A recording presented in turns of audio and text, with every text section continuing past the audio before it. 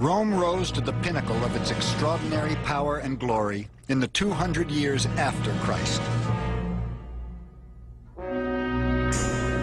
It grew until the empire united all lands from Spain to Syria and from Scotland to Egypt. More prosperity, more stability, and more peace than the Western world had ever seen. But there was nothing mystical about the chaos of the 3rd century. Quite simply, the empire had become unmanageable.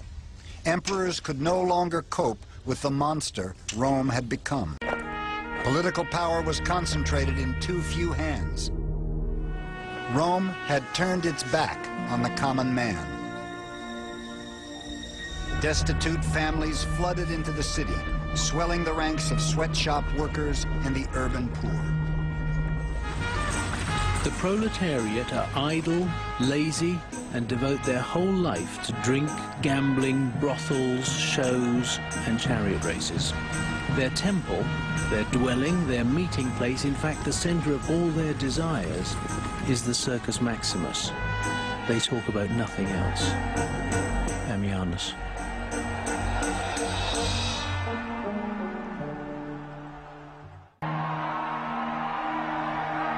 Intent on distracting themselves, most Romans didn't notice the social fabric of their empire shredding all around them. Rome's sense of community had disappeared. The elite were increasingly isolated from the poor. In the provinces and periphery of empire, resentment festered. The great Roman orator Cicero had foreseen it all. Words cannot express, gentlemen, how bitterly we will be hated among foreign nations because of the outrageous conduct of the men we have sent to govern them.